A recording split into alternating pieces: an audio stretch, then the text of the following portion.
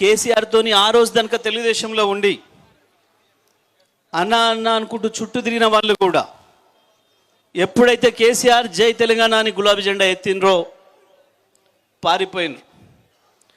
ఎందుకంటే ఆ సమయం అటువంటిది. తెలంగాణ యాసను కూడా మర్చిపోయి తెలుగును ఆంధ్ర యాసలో మాట్లాడాల్సిన పరిస్థితి వచ్చింది. మన సెక్రటేరియట్లో, మన అసెంబ్లీలో, తెలంగాణ అంతటా.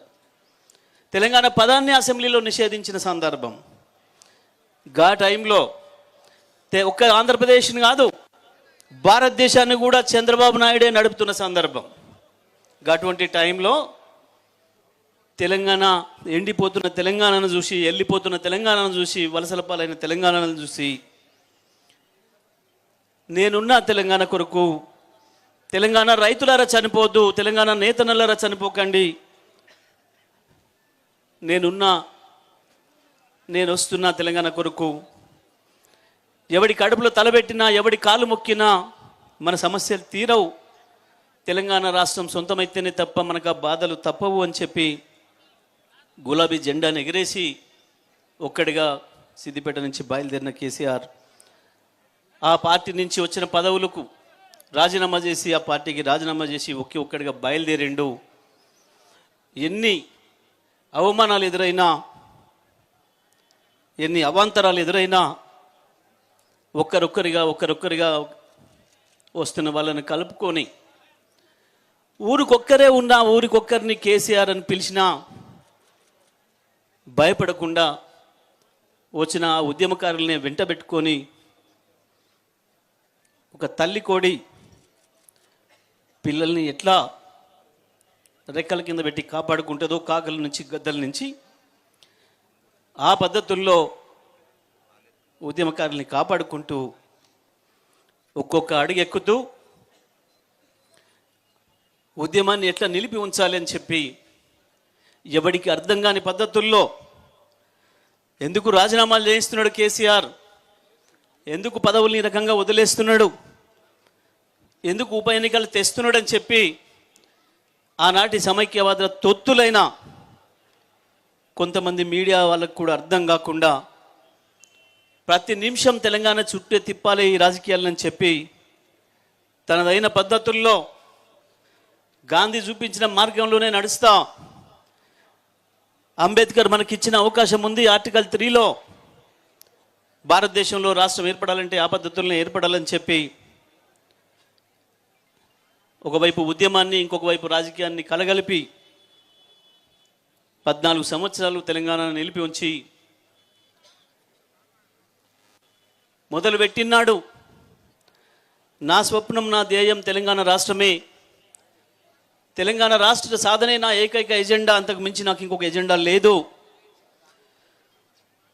తెలంగాణ వచ్చిన తర్వాత అవసరమైతే నాకు పార్టీ లేకున్నా ఏం లేదు, నేను మళ్ళీ పోయి వ్యవసాయం చేసుకుంటా తప్ప తెలంగాణ రావడమే నాకు ముఖ్యమని చెప్పి తను నిర్మాణం చేసిన పార్టీని, తన కన్న బిడ్డ అనుకుంటున్నటువంటి పార్టీని వదులుకోవడం కూడా సిద్ధపడి, అటువంటి త్యాగాలకు సిద్ధపడి ఈ రాష్ట్రాన్ని తీసుకొచ్చింది టీఆర్ఎస్ పార్టీ కేసీఆర్ నాయకత్వంలో.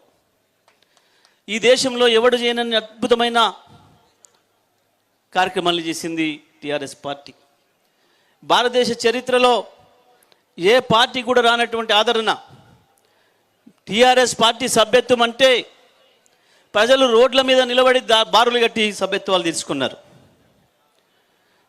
సభ్యత్వం ఆలస్యమైతే గులాబీ జెండా కనపడ్డ కార్యకర్తను పట్టుకొని నిలబెట్టి నాకు సభ్యత్వం కావాలే, ఎక్కడుంది ఇయ్యా అని చెప్పి అడుక్కొని తీసుకున్నారు. అటువంటి అనేకమైన అద్భుతాలను సృష్టించింది టీఆర్ఎస్ పార్టీ.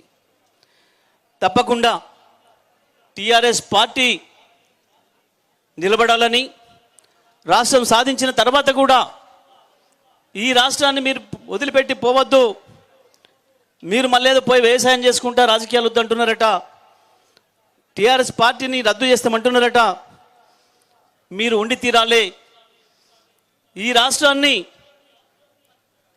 ఈయనగాసి నక్కలపాలు చేయొద్దు, మీరు లేకపోతే ఏ కాంగ్రెస్ తెలుగుదేశం దొంగలో ఈ రాష్ట్రం చేతిలోకి తీసుకుంటే మళ్ళీ అడ్డికి భవిష్యత్తు అమ్ముకుంటారు ఆంధ్రులకు, ఈ దొంగలు వీళ్ళ భూముల కొరకు, వీళ్ళ ఆస్తుల కొరకు. ఈ రాష్ట్రంలో ఏ పేద ప్రజల గుండెల్లో ఎవరి మనసులో ఏ బాధ ఉందో, ఏ గోండుగూడెంలో, ఏ గిరిజన తండాలో, ఏ దళిత వాడలో, ఏ ముస్లిం బస్తీలో ఎవరి మనసులో ఏ బాధలు ఉన్నాయో, ఈ రాష్ట్రంలో ఏ చుక్క నీళ్లు ఏ భూమి ఏ ఇంచు భూమికి వాడతాయో మీకు తెలిసినంతగా ఇంకొకరు తెలియదు.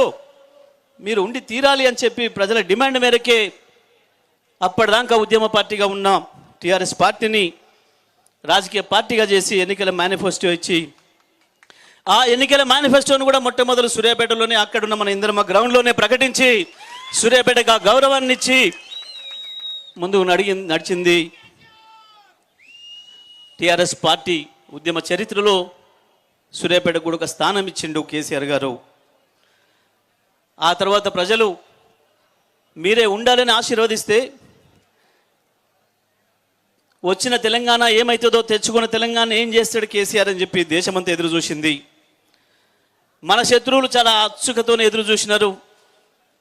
ఉద్యమాన్ని నడిపిన ఈయనకు ఉద్యోగం వస్తుందా, పరిపాలన చేస్తాడా అని చెప్పి ఎక్కడ ఏం దొరుకుతుందో అవహేళన చేద్దామని, మళ్ళీ తెలంగాణను పడగొట్టాలని చెప్పి చంద్రబాబు నాయకత్వంలో ఇదే రేవంత్ రెడ్డి అందరూ కలిసి చీకటి కుట్రలు చేసి మనకు కరెంట్ ఇవ్వకుండా చేసి తెల్లవారే మన జెండా దిమ్మల్ని కూలగొట్టి తెలంగాణలో ఒక అశాంతిని తీసుకురావాలని చెప్పి అనేక కుట్రలు చేసి ఆనాడు మోడీతో కలిసి అక్కర లేకపోయినా మన 7 మండలాలను తీసుకుపోయి తెలంగాణలో గందరగోళం సృష్టించాలి, హైదరాబాద్లో అల్లర్లు సృష్టించాలి, కేసీఆర్కు పరిపాలన చేయొస్తలేదని అనిపించాలని చెప్పి చేసిన కుట్రలన్నింటినీ కూడా తిప్పికొట్టి రానే రాదనుకున్న కరెంటును 6 నెలల్లో తీసుకొచ్చి పోదురా ఈ దేశంలో కరెంటు తెలంగాణలో అని చెప్పి చూపించి ఈ దేశ రైతాంగానికి కూడా 24 గంటల కరెంటుని ఇస్తున్నా అని చెప్పి ఇచ్చి రికార్డుల మీద రికార్డులు సృష్టించి తెలంగాణను భారతదేశంలోనే అనేక రంగాల్లో ముందు నిలిపిన పార్టీ బీఆర్ఎస్ పార్టీ కేసీఆర్ నాయకత్వంలో. బీఆర్ఎస్ పార్టీ అంటే కేసీఆర్ అంటే వేరు కాదు, గులాబీ జెండా అంటే కేసీఆర్ అంటే వేరు కాదు. బీఆర్ఎస్ పార్టీనే టీఆర్ఎస్ పార్టీనే కేసీఆర్, గులాబీ జెండానే కేసీఆర్. ప్రతి జెండాలో కేసీఆర్ కనబడతాడు మనకు తెలంగాణ ప్రజలకి. ఇవాళ మళ్ళీ తెలుస్తుంది టీఆర్ఎస్ పార్టీని బీఆర్ఎస్ పార్టీగా ఊరికనే చేయలే. తెలంగాణ రాష్ట్రంలో కేసీఆర్ తీసుకొచ్చిన అనేక సంక్షేమ పథకాలు, అభివృద్ధి కార్యక్రమాలు, తెలంగాణ తెచ్చినాడు 1,10,000 లేని తలసరి ఆదాయాన్ని 3.5 లక్షలు తెచ్చిన విషయం.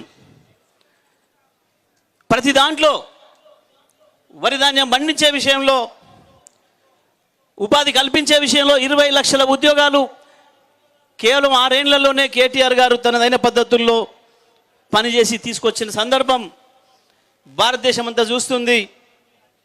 ఎవడు ఊహించని విధంగా రైతాంగానికి ఇచ్చిన రైతు బంధు, రైతు బీమా కేసీఆర్ నాయకత్వం దేశమంతా కోరుతుంది. వాటితోని గుజరాత్లో కూడా ప్రజలు రైతులు రోడ్డు మీద కూర్చొని